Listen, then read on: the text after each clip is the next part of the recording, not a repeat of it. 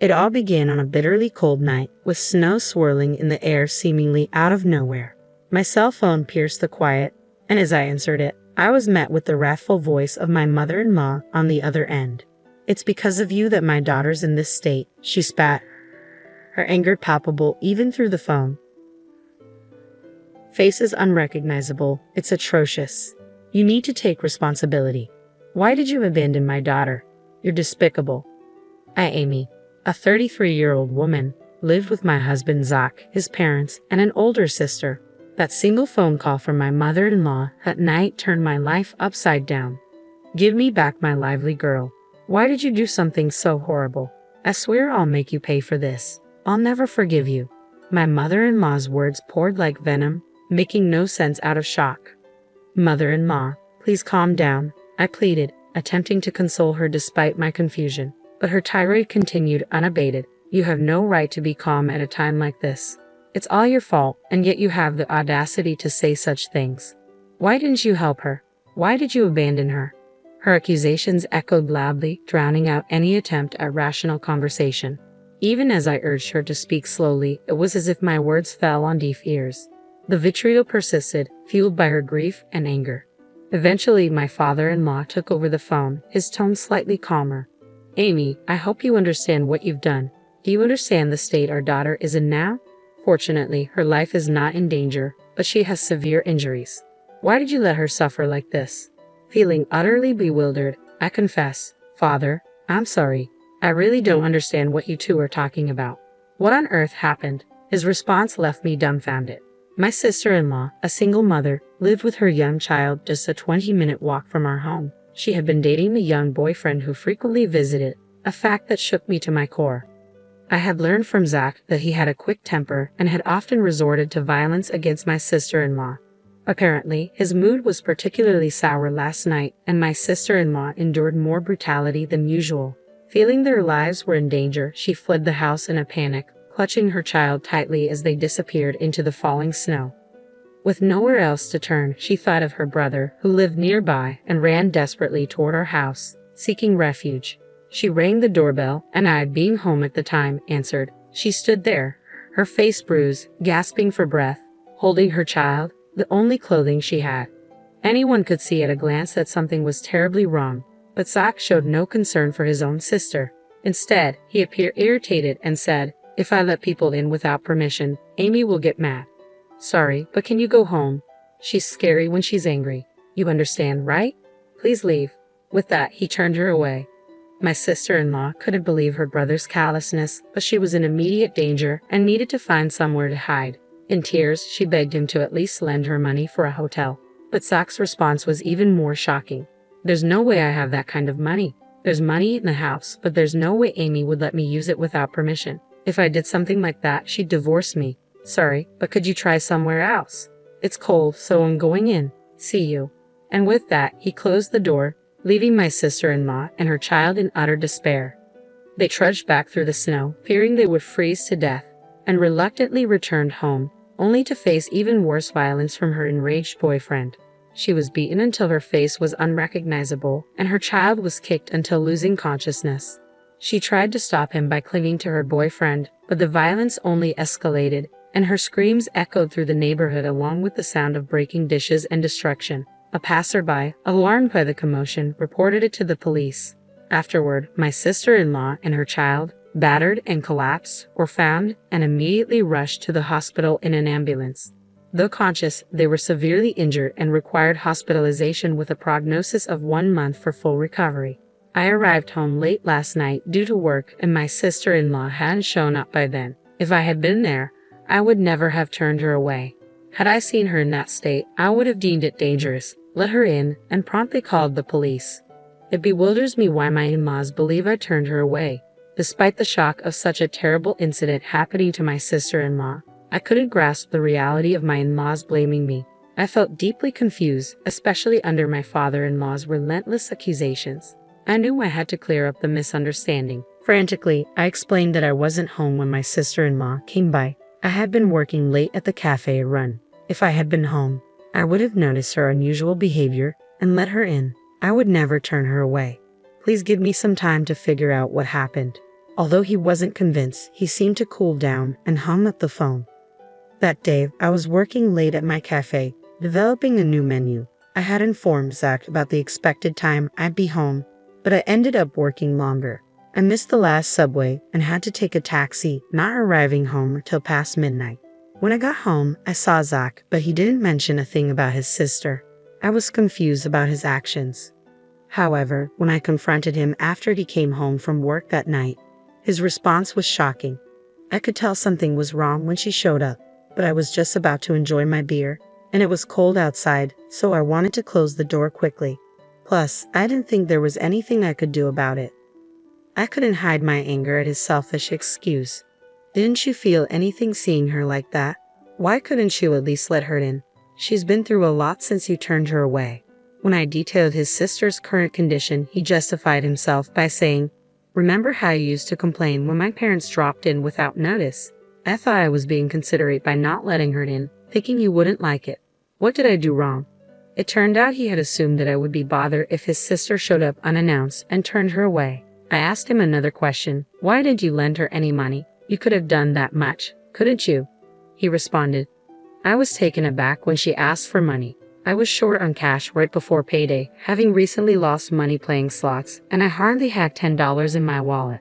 If I gave her household money, I knew you would get mad, so I refused." I don't see anything wrong with what I said. I defended myself. I was speechless, completely shocked. I had always thought he was a bit self-centered, but he also had many good qualities. I had been giving him the benefit of the doubt, but I realized it was a terrible mistake. He was incapable of making sound decisions because he always put himself first. He had no compassion for others, not even a bit of kindness, and he was foolish enough to prioritize his drinking over his own sister's distress. But it was too late to realize this now. He didn't seem to feel guilty or responsible at all about his sister being rushed to the hospital. From my perspective, she would have ended up like this anyway, no matter where she ran off to. On the bright side, she's safe in the hospital now. We're both safe, all thanks to me, right? He was talking about it as if it was someone else's business. His heartless remarks were making me feel like I was losing my sanity, so I decided not to talk to him any longer, holding back my anger. I reported to my father-in-law about Zach's irresponsible behavior towards his sister the previous night. Upon hearing my words, Zach's father lost his composure in a fit of rage. He exclaimed, "There's no way my Zach would do such a thing to his own sister. You're lying. Stop making up stories, Amy. Are you trying to make Zach the worst just to escape your own guilt? If you're going to spew such nonsense, then show me some proof." He refused to listen to me at all and again blamed me for everything. I endured his accusations while desperately trying to figure out how to prove my innocence. If things remained this way, I would be branded a monster while Zach, the real culprit who drove his sister away, would live on without any sense of guilt or retribution. This was a situation I could not tolerate. After much thought, I remembered that my sister-in-law had arrived at our home around 9 p.m. that night. I found something that could prove my innocence. My shop was equipped with a security camera. The footage clearly showed me working alone until around 11 p.m. that night. Armed with this footage and another piece of evidence, a taxi receipt that showed the time I got home, I went to my in-laws and proved that I wasn't at home when your daughter came home. Do you believe me now? It was probably something they didn't want to believe, but faced with clear evidence, they had no choice but to accept it. Zach's father, his hand trembling, muttered, though Amy wasn't home then. Despite their shock, Zach's parents hardly called him in to uncover the truth about that night. The moment he arrived, they fiercely demanded, "Why did you drive your sister away, just as you had done with me?" Zach tried to deflect all blame onto me, claiming that he thought I would dislike having his sister in our home. Hearing this, his father said, "We already know that Amy wasn't home after that time, but your sister says she saw a woman in the house. How do you explain that?" Zach, I was speechless. If there was another woman in our home at 9 p.m., there was only one possible explanation. "Wait, Zach, what is going on? Who is this woman?" I asked him, my voice shaking. Zach's face turned pale as he squirmed under the questioning from both his parents and me until he finally confessed everything. When I told him I would be late because I was working on a new menu, he saw it as an opportunity to bring his mistress home. He knew I often came home after midnight when I was immersed in my work, so he felt safe in inviting her over. When his sister suddenly showed up asking to be let in, he panicked and drove her away for fear of his affair being discovered. You fool. Not only did you betray Amy, but you also left your only sister out in the snow. What were you thinking? Why didn't you lend her any money? Explain yourself. His father's anger was overwhelming, and Zach confessed the real reason he hadn't given her any money. He actually had plenty of spending money left, but he didn't want to lend it because then he wouldn't be able to buy the bag and shoes he wanted to give his mistress. He didn't want to upset his mistress for the sake of his sister, so he wanted to get rid of her quickly, which led to shutting the door on her. Zach admitted. I was furious, but Zach's parents were even more so. Before being a brother or a husband, you lack basic human decency. It's our responsibility as parents that you grew up to be this kind of person, but we cannot tolerate this and maintain our relationship. From today, we are cutting ties with you. Don't ever show your face to us again. Zach's father disowned him. In a similar vein, I added, I'm divorcing you. You cheated on me and put your sister's life at risk by leaving her out in the snow. I can't live with someone like you anymore. Zach was shocked at being disowned and confronted with a divorce all at once. He started begging for forgiveness, crying, I'm sorry. I won't do it again. Please forgive me. He clung to his father's leg, but his father simply shook him off. What you did is the absolute worst thing in our eyes. His parents and I never forgave Zach. Apparently, he had been having an affair with the other woman for a year now. The mistress was a co-worker at his company whom he'd been secretly bringing to our house when I wasn't around. It was infuriating to learn I've been betrayed behind my back for so long. Zach even tried to blame his treatment of my sister-in-law on me, which only added to my anger. So I had no second thought about divorcing him. I made Zach sign the divorce papers and immediately submitted them. Right after, I headed to a law firm, hired a lawyer, and filed for substantial damages from both Zach and his mistress. I also called Zach's boss, who had been our matchmaker at our wedding, and reported through my tears that we were getting a divorce. I told him everything about Zach's affair and his mistress. Zach's boss, a man who despised anything against human decency, had repeatedly told Zach at our wedding to never betray his wife. As expected, he was furious when he learned about the infidelity. Word reached upper management, and on his boss's advice, Zach was transferred to a branch office in the countryside. His mistress was moved to a different department where she was made to sort documents all day. However, my sister-in-law's revenge against the two was even more ruthless. Still suffering from the after effects of her injuries, she deeply resented Zach's actions that day. To vent her hatred, she did something even more extreme than what I did.